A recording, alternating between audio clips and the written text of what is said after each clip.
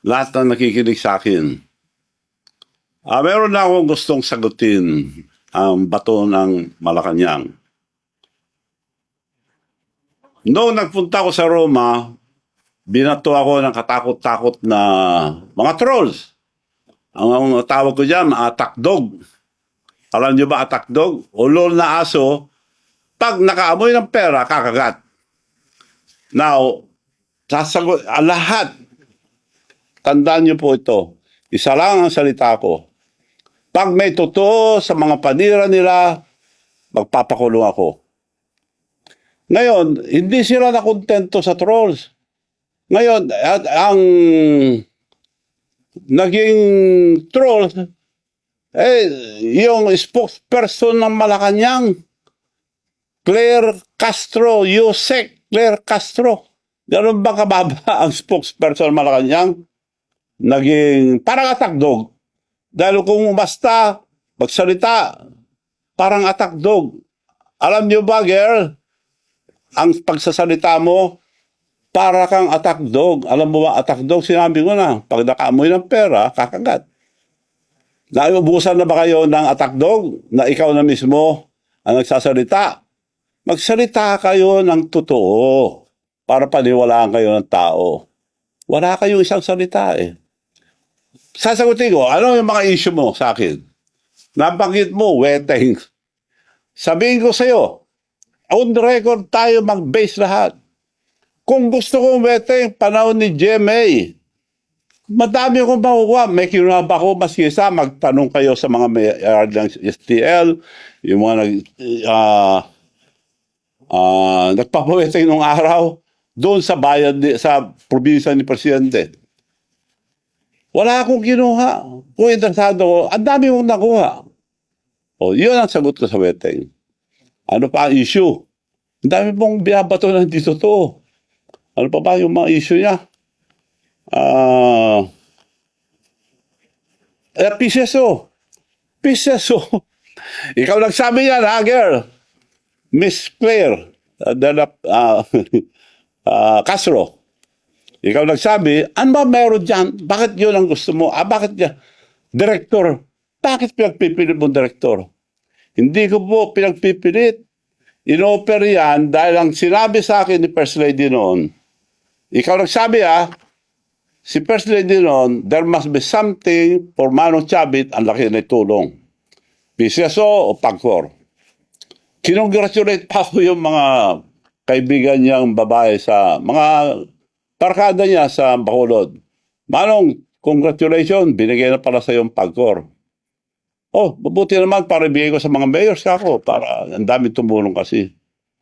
Hindi rin binigay siya. Okay lang, nagtabo ba ko? Antay, mag-antay pa rin ako. Antay. O kung hindi, PAGCOR, PCSO, wala rin. O, ito na. Nagtambo ba ako? Hindi. Antay pa rin ako. Pinag-antay ako, antay pa rin. Pumunta sa bahay ko si Melionaryong Robles. Chairman ngayon ng PCSO. Milyonaryo na raw. Kaya tawag ko dyan, Melionaryong Robles. Pumunta sa bahay. O, Manong, gusto kitang tulungan. Ganito. Ibibigay ko sa iyo ang... Magantay ka lang. Antay. Oo. Bibigay ko sa iyo ang Laguna at Batangas. So, salamat naman para maibigay ko sa mga mayors na tumulong.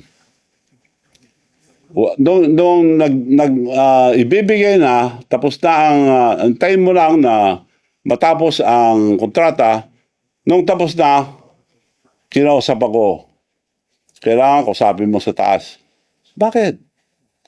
May instruction sa taas na bibigay sa iba.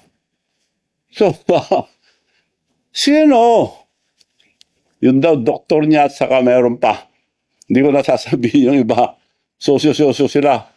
O, nagantay ako, nagtampo ba ako? Antay pa rin ako. Antay lahat ang sinabi. 3 taon na ako pinag-antay. Antay Marcos na ako. Pinag-antay ako eh. So, yun ang sagot ko sa PCSO. Wala akong interest, girl. Sa PCSO, director lang. Na sinasabi mo, interest. Anong pinag-iinteresan mo dyan?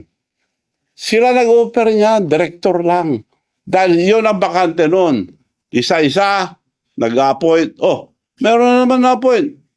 Sabi ni Presidente mismo, baka naman malaking hindi, director na lang daw. O, director, okay. Madali yan.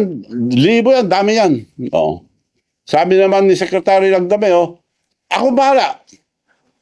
Director lang ng PCSO, ako bahala. Antay ka lang. Antay. Isa-isa, may na-appoint na director. Tawag na naman ako. O may na-appoint na, wala naman. Akong bahala, Manong. Antay ka lang. May na-appoint na naman. Magkita kami, akong bahala. Mantay ka lang. Hanggang napuno. To cut the story short, napuno. Ayun. Hanggang ngayon, wala. So, wala silang isang salita. Kaya ikaw, girl, dapat isa lang ang salita nyo, huwag kayo magsinungaling. Dahil lahat ng sinasabi mo, puro kasinungalingan na panira lang sa akin. Kaya para kang, kung umasta ka, para kang attack dog. Alam mo na attack dog. Ulol na aso, pag nakaamoy ng pera, kumakagat. Parang ganun na ang tsura mo hindi ka na spokesperson ng Malacanang. So, umayos kayo dyan. Spokesperson supposed to be a professional, hindi attack dog. Bago kayo magsalita, i-check nyo muna kung totoo. Puro kasinungalingan yung panira nyo sa akin. Sasagutin ko sa isa. Kung babanatan nyo ako ng mga kasinungalingan, babanatan ko kayo ng doble. Hindi ko lang nadala yung papel dito. Sa susunod, papakita ko. Senator pa lang, ang presidente, may kaso na. Yun na pulis. Dinemanda na siya. Nakademanda siya. Pakuha mo nga yun. Hindi ko lang nadala. Yun ang on record. Ako, binabato nyo, puro haka-haka, puro sali-salita na hindi totoo. Ito, pag nagsabi ako, totoo. Sinong may kaso? Nademanda si Senator Bongbong Marcos. Panahon din na Napoles, kasama siya ron. Sabi ko to, hindi ko sinasabi to dahil lang sa kasinungalingan mo, sasabihin ko lang to. Sige, magsinungaling pa kayo. Eto. Bongbong Marcos sued for plunder over pork barrel scam. Ayan ang nakarecord.